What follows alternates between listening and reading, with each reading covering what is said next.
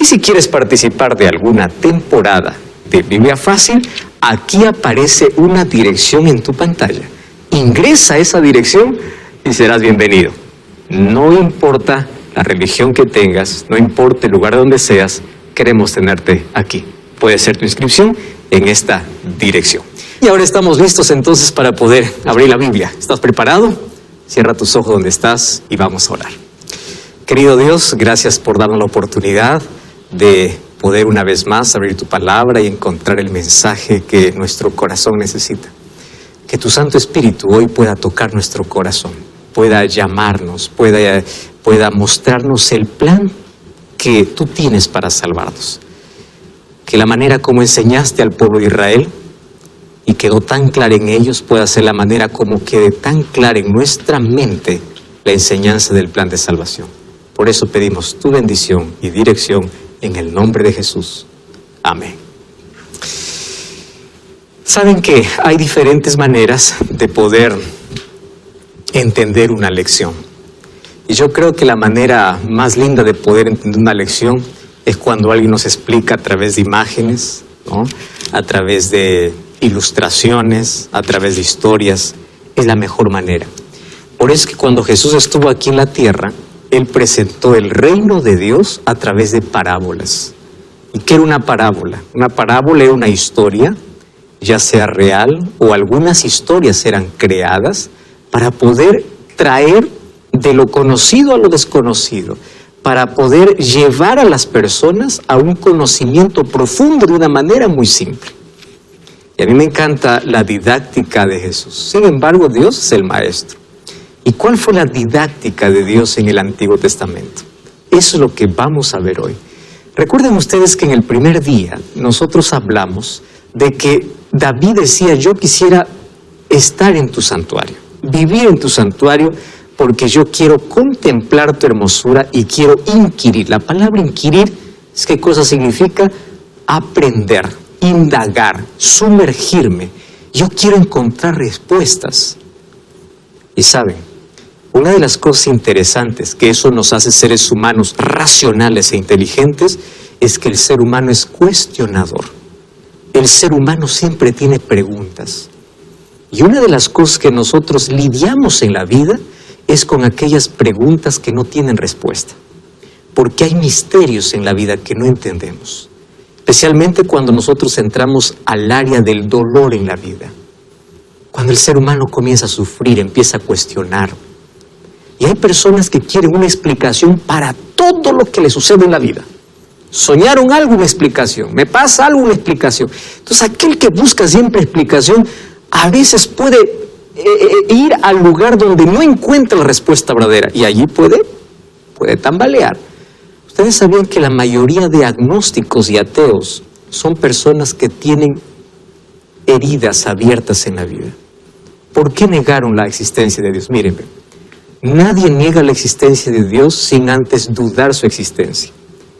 Y ustedes saben que la duda fue la primera arma que usó el diablo para quitar la atención de Dios. Y la duda es colocada en varios momentos en la vida. Y yo sé que todos nosotros aquí buscamos la respuesta a alguna cosa que sucedió. ¿Por qué Dios permitió? ¿Por qué? Esos porqués nos acompañan a veces toda la vida. Y ustedes saben que en la Biblia yo encuentro a un hombre llamado Asaf. Asaf era de la tribu de Leví y era de la familia de Gerson. ¿Ustedes recuerdan los gersonitas, que eran un grupo de personas que llevaban parte del santuario cuando se movilizaba? Y Asaf escribe Salmos capítulo 73. Vamos a abrir Salmos capítulo 73. Y miren lo que sucede allí. Asaf es una persona con la cual todos los seres humanos nos identificamos. Y les voy a explicar por qué. Porque alguna vez nos hemos hecho este tipo de preguntas. Salmo 73. Yo voy a leer algunos versos y yo les voy a pedir que ustedes lean, así que estén preparados algunos versículos más. Comienza el versículo 1 diciendo: ciertamente Dios es bueno para con Israel y para con los limpios de corazón. Eso es bueno, ¿no? Eso es bueno. Dios es bueno. Él está afirmando, Él no está dudando. Dios es bueno. Sandy, lee el versículo 2, por favor. En cuanto a mí, casi se deslizaron mis pies, por poco resbalaron mis pasos. El 3 también, por favor. Porque tuve envidia de los arrogantes al ver la prosperidad de los impíos. Wow. Dice así, Dios es bueno para con su pueblo y con los limpios de corazón. Pero voy a contarles mi experiencia, dice. Casi me resbalo. Casi pierdo la fe. ¿Por qué? Porque tuve envidia de los arrogantes. ¿Y por qué tenía envidia de los arrogantes? Miren lo que dice. Versículo 5. No pasan trabajo como los otros mortales, ni son azotados como los demás. Tanto la soberbia los corona, les se cubren con vestido de violencia. Versículo 7. Sus ojos saltan de gordura, empiezan a crecer en todo lo que se les antoja en el corazón. ¡Wow! Versículo 12. Estos impíos, sin ser turbados del mundo, aumentan sus riquezas. ¿Y yo qué cosa dice? Dije, en vano he limpiado mi corazón. O sea, ¿qué cosa está diciendo? O sea, yo cuando veo al otro, el otro es un impío, al otro le importa. Dios parece que prospera y le va bien. Y yo que soy fiel, yo que sigo a Dios, yo que sirvo a Dios, me va todo mal en la vida. Esta es una de las preguntas que los seres humanos necesitamos una respuesta, ¿verdad? ¿Por qué a mí así, al otro no? Parece que esto es demasiado injusto. Por eso dice, yo casi me resbalé. O sea, yo estuve a punto de perder la fe. Versículo 13, y dice, en vano he limpiado mi corazón. Versículo 14 dice, pues yo he sido azotado. O sea, ¿cómo es esto? Ahora, vamos al versículo 17. A ver, voy a pedir aquí a Daniel. Puedes tomar el micrófono, por favor. Versículo 17, ¿qué cosa dice? Hasta que entré al santuario de Dios, entonces entendí el destino final de ellos. Wow. O sea, dice, voy a contarle mi experiencia, lo que yo vi, hasta que entré. Y allí vi el final de ellos. Versículo 19, José, ¿puedes leer el texto, por favor? Toma el micrófono allí. Cuando de repente serán destruidos, aplastados por completo, con tesoros. Versículo 21, por favor, Diego. Mi corazón se había amargado, se había conmovido mis entrañas. Lee el 22 también. Con todo, siempre estuve, tan torpe era yo, que no entendía, era como una bestia ante ti. ¿Qué cosa dice? Mira, Señor, perdóname, yo era como una bestia. O sea, yo permití que mis sentimientos estén por encima de mi razón. Yo fui como una bestia. Mi corazón se conmovió. Versículo 23, pero con todo yo siempre estuve contigo, o sea, a pesar de todo no me aparté, me tomaste la mano derecha. Versículo 25, ¿a quién tengo yo en los cielos sino a ti? Fuera de ti nada deseo en la tierra. Versículo 27, los que se alejan de ti perecerán, destruirás a todo aquel que de ti se aparta. Pero en cuanto a mí, el acercarme a Dios es el bien. He puesto en Jehová el Señor mi esperanza. ¿Qué cosa está diciendo? Miren, antes de entrar al santuario mi visión era diferente. Entré al santuario, mi visión de Dios cambió. Entonces hay dos maneras de ver la vida: fuera del santuario y dentro del santuario. Tu visión fuera del santuario, ¿por qué tanta injusticia? ¿Por qué tanto dolor? ¿Por qué esto? ¿Por qué me pasa a mí? ¿Por qué el otro no sufre? ¿Y por qué yo? Y la envidia, y los celos, y la codicia, y todo. Eso es tu visión fuera. ¿Cuándo acaban tus interrogantes? Cuando entras. Y ahí me llama la atención que aquí comienza de una manera general y termina de manera personal. Su visión cambia cuando entra al santuario. ¿Qué cosa comprende? La justicia y el amor de Dios. Yo les comenté aquí, la gente no quiere escuchar sobre la justicia de Dios. Lo que quiere solamente es conocer el amor de Dios. Pero la justicia no lo podemos separar de su amor. ¿Cuándo tenemos una percepción o cuando hay un entendimiento correcto de quién es Dios? Cuando conocemos a Dios como amor y como justicia. Señor, entonces como yo vi que tú eres justo y los impíos van a perecer, ¿de qué está hablando? Justicia. Entonces dije, no No importa que ahora sufra, vale la pena. Por eso mi esperanza seguirá en ti. ¿Qué cosa es esto? El santuario es un lugar de respuestas. El santuario es un lugar de aprendizaje. Salmos capítulo 23 dice, aunque ande por el valle de sombra y de muerte no temeré. ¿Y saben cómo termina el Salmo? Dice, y en la casa de Jehová moraré por largos días. ¿De qué está hablando? Del santuario. Es decir, antes de llegar a la casa, voy a pasar por valles de sombra y de muerte. Van a haber dolor, van a haber preguntas sin respuestas, van a haber misterios sin resolver. Pero yo sigo confiando que Dios es mi pastor, porque si yo sigo, ¿dónde voy a terminar? En su casa. En el santuario, el ser humano encuentra respuestas para misterios en la vida. Ahora, por eso Dios dice, yo quiero habitar en medio de ellos. Dios quería enseñarles cómo es que el ser humano se salva. Primero ya dijimos que el pecado, como río el abismo, Dios dijo, yo quiero vivir con ustedes, yo quiero habitar, yo quiero estar en medio. Y Dios dio las instrucciones, los detalles, Dios eligió a los hombres, les dio sabiduría para construir el santuario, porque el plan de Dios es como Dios quiere, no como yo quiero. ¿Y cuál es el propósito? Enseñar el plan de salvación. ¿Cuál es el propósito? Ser la morada de Dios, depositar la ley de Dios. El sistema de sacrificio mantendría viva la verdad. ¿Qué verdad? Hebreos 9:22 dice que sin derramamiento de sangre no hay perdón de pecados. El sacrificio de Cristo, la muerte sustitutiva de Cristo, hay perdón, hay reconciliación. En otras palabras, Cristo era conocido en el Antiguo Testamento a través de símbolos. Entonces, la fe y la gracia existieron desde el Antiguo y Nuevo Testamento. No, antiguamente era la era de Moisés, ahora estamos en la era de Cristo. ¿De dónde salió esa absurda idea? Cristo ya estaba en el Antiguo Testamento. ¿De qué manera? A través de símbolos. Y ellos ejercían su fe en un Salvador que todavía no había venido. ¿A través de qué? Del sistema de sacrificios. Y no solo el sistema de sacrificios. Ustedes recuerdan que en el santuario todo lo que había ilustraba el plan de salvación. Todo lo que existía.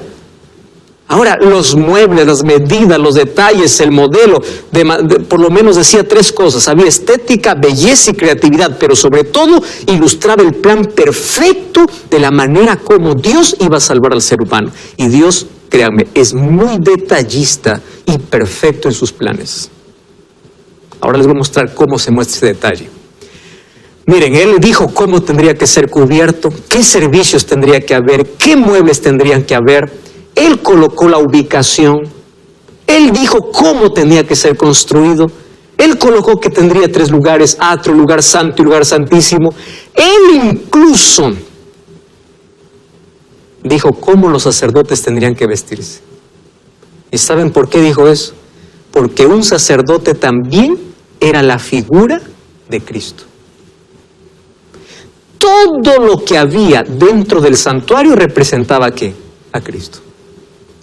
Entonces, aquí yo voy a la primera lección que Dios quería enseñar al pueblo, y no solamente por Israel, sino a nosotros. Dios dice, yo quiero habitar en medio, y eso me llama la atención. Dios no quiere estar en la esquina, Dios quiere estar en el centro. ¿Qué cosa es lo importantísimo? La primera lección, ¿qué cosa me enseña? Miren, el santuario era el centro de la vida de Israel.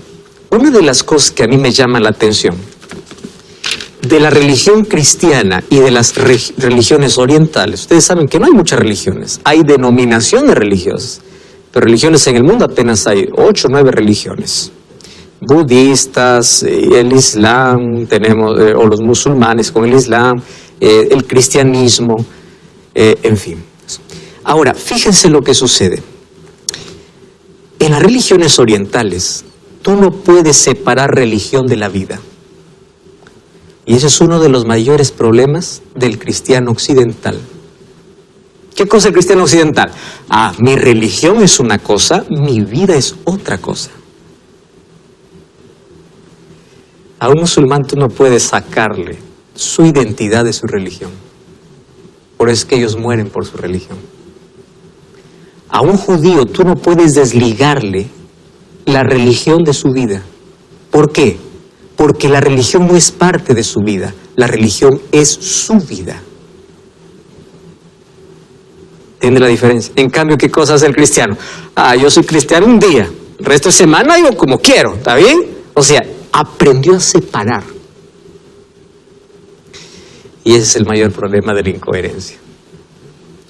¿Y qué cosa? Dios quiere ser el centro. Cuando dice yo quiero ser el centro, quiere decir, yo no quiero ser parte, yo quiero ser tu vida.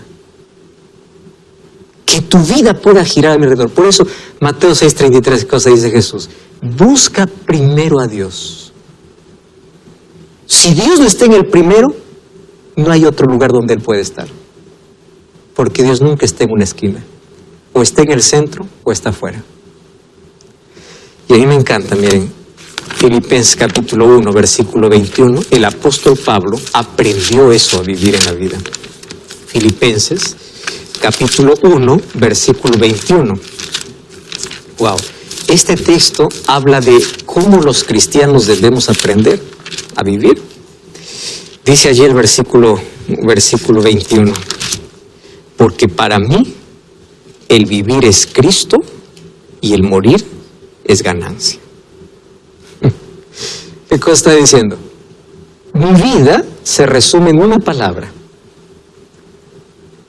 ¿Qué? ¿Qué palabra? Cristo. Yo vivo por Cristo y vivo para Cristo. Él mismo dijo, si vivimos, vivimos para Él. Si morimos, morimos para Él.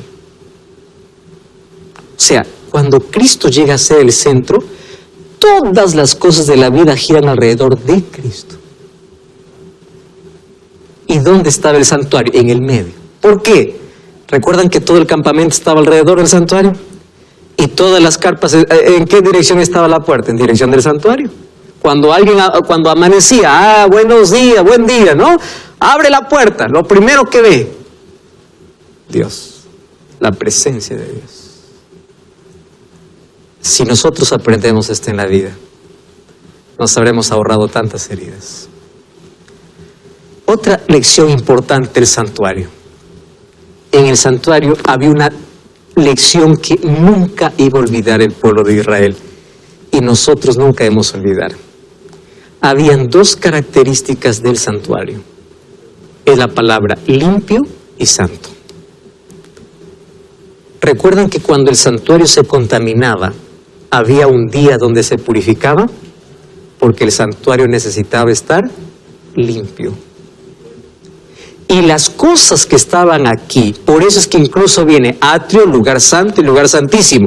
Quiere decir, donde está la presencia de Dios es santo. Y aquí yo voy a entrar en un asunto muy especial. ¿Dónde Dios quiere estar en la vida? En el centro de la vida. Y si Dios está en el centro de la vida, ¿quién eres tú? Santo. ¿Por qué santo? Porque donde está la presencia de Dios, el lugar se santifica. Y hay algunos que dicen, pues santo es alguien que nunca peca, ¿no? Cuando yo hablo la palabra santificación, esta es una palabra que asusta, ¿no? ¿Santo? No. Y cuando tú mismo te puedes reír de ti mismo, ¿yo santo? No, pastor, usted me conociera. Y yo te puedo decir, santo, yo no, jamás. Porque tenemos un concepto diferente a la Biblia de lo que significa santidad. ¿Qué cosa nos han enseñado? Nos han enseñado que santidad tiene que ver con impecabilidad. Y es por eso que hay algunos que beatizan, ¿no? Por ejemplo, hay algunos santos, dice San Juan, Santo Tomás, santo. ¿Por qué? Porque por sus obras. No. Santo no tiene que ver con lo que haces.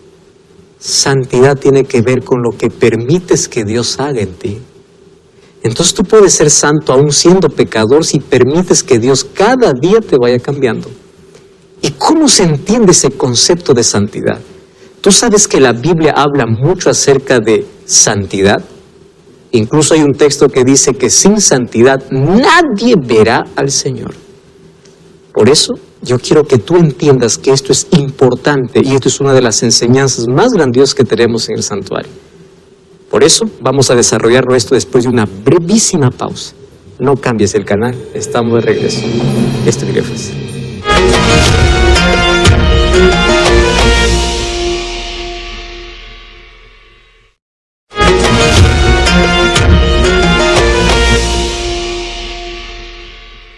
Estamos de regreso. Qué lindo es que puedas estar allí con Biblia en mano. Hoy estamos aprendiendo las lecciones lindas que Dios dejó en el santuario. Y bueno, la segunda lección es limpieza y santidad. Y ahí quedamos en deuda. ¿Qué significa ser santo? Abran sus Biblias. Juan capítulo 17, el Evangelio de San Juan, el cuarto Evangelio. Juan capítulo 17, versículo 17. Presten mucha atención allí. Juan capítulo 17 es la oración de Jesús. Y esta es una oración de intercesión, porque Él es nuestro intercesor. ¿Qué cosa dice el versículo 17? Dice así. Elvis, ¿tienes el texto allí? ¿Puede leer, por favor? Santifícalos en la verdad. Tu palabra es verdad. Muy bien, gracias. ¿Cuál es el pedido de Dios? Hazlos santos.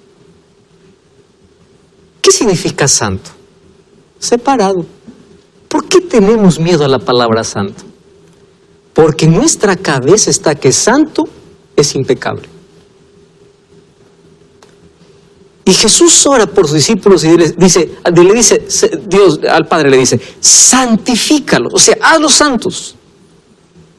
¿De qué manera una persona se santifica? Con la Biblia. O sea, mientras más estudies la Biblia, tu conciencia, tu mente se va limpiando. Mira lo que dice Salmo 119, 9 y 10. ¿Con qué limpiará el joven su camino? Con guardar tu palabra. Así como nosotros usamos jabón para poder lavar el cuerpo y sacar la suciedad, la Biblia saca la suciedad de la mente. Eso es santo. Vamos a otro texto. Mire, Efesios capítulo 1. El Nuevo Testamento. Romanos también le dice lo mismo, pero yo elegí Efesios. Efesios capítulo 1, versículo 1. Este es un texto impresionante. El apóstol Pablo está hablando. Uno puede decir, no, pero eso fue para los discípulos, para nosotros no. Vamos a ver qué dice Efesios 1.1. Sandy, tienes el texto, por favor. 1.1. Pablo, apóstol de Jesucristo, por la voluntad a los santos y fieles en Cristo Jesús que están en Éfeso. Y dice así, ahí dice Pablo, está dirigiéndose a quiénes, dice Sandy, a los santos y fieles. Santos y fieles. ¿Cómo que los de Efesios eran santos? Ustedes lean la carta, cómo les dice a los de Éfeso. Ellos son pecadores. ¿Por qué le dice que son santos? Santidad no tiene que ver con impecabilidad. Apocalipsis capítulo 14, versículo 12 dice, aquí está la paciencia de los santos. ¿Quiénes son? Los que guardan los mandamientos de Dios y tienen el testimonio de Jesús. ¿Cómo que santos? ¿Acaso no pecan? Sí, pero son separados para servir a Dios. Guardan la palabra, obedecen los mandamientos. Eso es santidad, vivir en armonía con la voluntad de Dios. Y si nosotros retrocedemos o adelantamos un poquito más, mire, Hebreos capítulo 12, versículo 14, este es un texto muy fuerte, Hebreos capítulo 12, versículo 14, dice así, seguid la paz con todos y la santidad, escuchen bien el texto, sin la cual nadie verá al Señor. ¿Entienden ese texto? Es muy fuerte. Sigan la paz. ¿Y qué más dice? Sigan la santidad. Porque si no siguen la paz y la santidad, nadie verá al Señor. Entonces la pregunta es, ¿podemos ser santos? Podemos. ¿Cómo? Santifícalos en tu verdad. ¿Cómo? Guardando sus mandamientos. ¿Cómo? Caminando con Jesús. Eso es santidad, y eso es lo que Cristo quiso mostrar. Y la santidad incluso se veía hasta en la forma de vestir. Vamos a analizar un poquito la ropa del sacerdote. A ver, presten atención aquí. Miren, el sacerdote por lo menos hacía 3 funciones que representarían el ministerio de Cristo. Primero, mediación entre el pecador y Dios, porque Él llevaba la sangre. ¿Recuerdan que el pecador solamente llegaba hasta aquí? ¿Quién es el que llevaba la sangre al santuario? Sacerdote. Mediador. Número 2, sustitución. Como el pecador no podía entrar, el sacerdote entraba en lugar del pecador. Y número 3, intercesión, porque Él intercedía por el pueblo. Él llevaba el incienso allá al lugar santo. Y todo eso representaba a ¿quién? A Cristo. Por eso es que el sacerdote tenía que limpiar siempre. ¿Recuerdan lavar las manos y los pies? Pero eso también representaría ¿qué cosa? Su vida. Limpieza y santidad. Otra cosa, fíjense aquí. Éxodo 28, 2 al 4 dice, harán vestiduras sagradas. Y me llama la atención que los sacerdotes eran santuarios vivos. O sea, cuando alguien miraba a un sacerdote, la ropa del sacerdote le recordaba al santuario. ¿Saben por qué? Porque la ropa llevaba los colores del santuario. Y llevaba algunas cosas que en el santuario había. Ahorita les voy a explicar un poquito eso. Mediante este vestuario, el sumo sacerdote debería comunicar al pueblo la importancia de la misión y la santidad divina. Sus vestidos eran similares al tabernáculo. La ropa debía ser la expresión del carácter. Expresión. La ropa no define a nadie, pero la ropa debiera expresar lo que hay dentro. Ahora presten atención. Ustedes han escuchado esa expresión, ¿no? Dice, dime qué presumes, te diré de qué careces. Y hay otro que dice, extravagancia exterior, vacío interior. Porque revela expresión del carácter. Ahora, fíjense aquí, ¿cómo era la ropa? Tenía una mitra, el sumo sacerdote incluso tenía aquí una placa que decía santidad a Jehová en la mitra. Y esta mitra le hacía recordar que ese es el límite. Por eso es que hasta hoy los judíos llevan una kipá en la cabeza. Está diciendo, Dios es soberano, todo lo que yo soy es mi tamaño, nada más. ¿Qué cosa tenía? Tenía un pectoral. Este vestido, parece vestido, que está encima del vestido azul, se llamaba el efod. Sobre el efod tenía un pectoral, había un cinto, y aquí habían 12 piedras que representaban las 12 tribus de Israel, y aquí habían 2 especiales, el cual se llamaba Urim y Tumim. Ahora les explico por qué eran esas piedras. Y aquí, en los hombros, el sumo sacerdote llevaba 2 piedras preciosas, eran piedras de onice. ¿Y saben qué cosa estaba escrito en cada piedra? Los nombres de los hijos de Israel, 6 en cada lado. 6 nombres aquí, 6 nombres aquí, representando que Cristo lleva a la humanidad sobre sus hombros. ¿Y por qué los nombres están en el pectoral? Porque Cristo lleva a los nombres de todos sus hijos, ¿dónde? En su corazón. ¿Y saben para qué servían Urim y Tumim? Eran 2 piedras brillantes. Así se comunicaba Dios con el sumo sacerdote. ¿Saben cómo? Cuando él consultaba algo a Dios, si es que la piedra brillaba del lado derecho, significaba sí. Y si una nube oscurecía el lado izquierdo, significaba no. La manera como Dios se comunicaba a través del Urim, a través del Tumim. Era la manera, además llevaba una túnica azul, que era parecida a la del santuario, abajo una túnica blanca, y aquí tenía campanitas. ¿Por qué campanitas? Porque cuando entraba al lugar santísimo, todos estaban a la expectativa, incluso llevaba una cuerda. ¿Por qué razón? Porque si el sacerdote entraba al lugar santísimo y no había confesado sus pecados, moría en la presencia de Dios. Y nadie podía entrar allá. ¿Cómo lo sacaban? Por la cuerda. No hay registro alguno que alguien haya muerto en la presencia de Dios. Pero ¿qué cosa revelaba? Limpieza y santidad. Fíjense otro asunto. El sacerdote, ¿por qué tenía que hacer? Porque representaba ¿a quién? A Cristo. ¿Qué cosa dice Hebreos 8, 1 y 2? Es un texto que ya hemos leído. Que cuando Dios se fue al cielo, cuando Jesús fue al cielo, ¿qué cosa dice? Que se sentó a la diestra para ser nuestro sumo sacerdote. Entonces representaba a Cristo. Cristo tendría también un ministerio bifásico. Ahora, presten atención. Recuerdan que en el santuario habían sacerdotes y un sumo sacerdote. ¿Qué significaba eso? Que Cristo tendría un ministerio en dos fases. La primera parte de su ministerio de intercesión sería la labor de sacerdote, o sea, de intercesor. Y la segunda fase de su ministerio sería intercesor y juez. ¿Por qué juez? Porque vamos a ver que llega un momento en la historia que Jesús entra al lugar santísimo. ¿Para qué entra al lugar santísimo? Para poder desarrollar una obra de juicio sobre la tierra. Entonces, así como habían sacerdotes y sumos sacerdotes, y todo esto representaba el plan de salvación y todo figuraba a Cristo, entonces Cristo significaba que también tendría su ministerio sacerdotal en dos fases, como sacerdote y como sumo sacerdote. Eso lo vamos a ver en la próxima lección. Muy bien, todo lo que había en el santuario representaba a Cristo.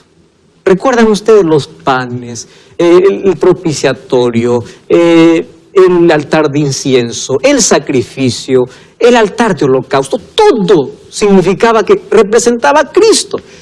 Es decir, todo el pueblo sabía que había un solo camino, era el sacrificio de Cristo. Los sacerdotes representaban a Cristo, los muebles representaban a Cristo. El pueblo de Israel entendió a través de imágenes quién era Cristo. Lo entendió perfectamente. Y me llena de tristeza que entendiendo tanto no lo recibieron. Eso vamos a ver por qué. Hay una lección que he preparado importantísima sobre por qué el pueblo de Israel no recibió sabiendo tanto de Jesús. Miren, Dios enseñó el plan de salvación de una manera tan didáctica. Y Él usó lecciones multisensoriales. La pedagogía divina, ¿en qué consiste? En usar los 5 sentidos. ¿Recuerdan que ya les dije aquí que Satanás usa los sentidos para entrar a la mente? Dios también usa los sentidos para entrar al corazón. Lo mismo. ¿De qué manera? Fíjense lo que sucede. Usaba el tacto. ¿Qué cosa hacía el pecador cuando tenía que sacrificar el animal? Él tenía que colocar su mano sobre la cabeza. ¿Qué cosa estaba usando? Tacto. Él tenía que degollar el animal. Tacto. Usaba el oído. El sacerdote cuando salía pronunciaba bendiciones. Me encanta la bendición sacerdotal. Jehová te bendiga y te guarde. Jehová haga resplandecer su rostro sobre ti y ponga en tu corazón paz. Y el pecador, ¿cómo iba? Con paz, aceptando en el sacrificio de Cristo. ¿Qué cosa usaba? Oído. ¿Qué cosa más usaba? Vista, o la vista, los muebles, todo representaba a Cristo. Vista. ¿Qué cosa usaba? Olfato. El altar de incienso, ese olor salía para el campamento. Olor. Gusto. Había algunos sacrificios que tenían que comer, recuerdan la Pascua. Se comía. Todos los sentidos se usaba ¿para qué? Para que en todos tus sentidos tú puedas conocer quién es Jesús. Por eso es que nuestros sentidos tienen que ser educados. Y ahí coloqué una frase. Corazón limpio es el resultado de sentidos limpios. Limpieza en tus sentidos. ¿Qué ves? ¿Qué escuchas? ¿Qué haces? ¿Qué tocas? ¿Qué pruebas? ¿Qué comes? Todo eso tiene que ver con eso. José. Pastor, aquí tengo una duda. Ya que en Bolivia hay diferentes costumbres sobre el sacrificio. Cuando construyen, digamos, un puente, lo ponen de sacrificio o lo matan en una llamita. Pero cuando los cristianos, cuando van a construir algo, lo colocan solamente fruta y toda la cosa. ¿Cuál es la diferencia de eso? José, gracias por tu pregunta. Ese es el plan tergiversado que Satanás colocó. No necesitamos más hacer sacrificios. Cuando Cristo murió en la cruz, el sistema de sacrificio cesó. Hoy necesitamos creer por fe en el sacrificio que ya se hizo. Por eso es que hoy ya no tenemos un santuario aquí en la tierra. Porque esto era el símbolo de Cristo. Cuando Cristo vino, algunas de estas cosas cesaron. ¿Qué cosa es lo que hoy continúa del santuario? Pero ya no en la tierra, sino en el cielo. Lo que Jesús está haciendo en el lugar santísimo. Entonces cuando hoy dice, vamos a sacrificar un animalito para que no haya accidentes y todo. Eso es estrategia diabólica. Para sacar los ojos de la fe en Cristo y depositar mi fe en un animal. Lo mismo que las supersticiones. ¿Qué son las supersticiones? Un gato negro se me cruzó mal día. Tú más crees en el gato que en Dios. Lo mismo con la astrología. Mi signo. Entonces mi signo, las estrellas determinan mi destino. Yo ya no decido, está decidido por las estrellas. O sea, mis decisiones lo culpo a las estrellas. Y otra cosa, quien conduce mi vida no es Dios, sino la creación. ¿Eso qué cosa es? El sistema diabólico para sacar los ojos de Dios y llevarte al lugar incorrecto. Muchas gracias por tu pregunta, porque es importante dar a conocer eso. Ahora miren, recuerdan que yo les hice esta imagen, ya les mostré en un programa anterior, que incluso todos los muebles estaban ubicados en forma de cruz. Pero hoy quiero darles otra enseñanza aquí, miren, ven. Habían tres partes, atrio, lugar santo y lugar santísimo. ¿Correcto? Y estas tres partes representaban las tres cosas que Dios dijo quién era. Jesús dijo quién era. Juan 14:6, ¿qué cosa dice Jesús? Yo soy el camino, yo soy la verdad y yo soy la vida. Presten atención aquí. ¿Cuál es el camino? El sacrificio de Jesús. ¿Cuál es el camino? El inicio de la santificación. Que esto representa el bautismo, dijimos. Aquel que acepta el sacrificio, ¿por qué tiene que bautizarse? Porque es parte del plan de salvación. Entonces, miren, aquí qué cosa nosotros vemos, el camino. Pero una vez que entras por el camino, empiezas a vivir la verdad. ¿Qué cosa es la verdad? Panes, ¿a quién representa? El alimento diario del cristiano. Palabra de Dios. ¿Qué representa la luz? El Espíritu Santo, el aceite, quien hace iluminar al cristiano. ¿Qué representa el altar de incienso? Las oraciones. Uno empieza a vivir ¿qué cosa? La verdad. Y una vez que vives la verdad, finalmente estarás en la presencia de Dios. ¿Qué significa la presencia de Dios? La vida eterna. Camino, verdad y vida. Les voy a explicar aquí en un cuadro mejor.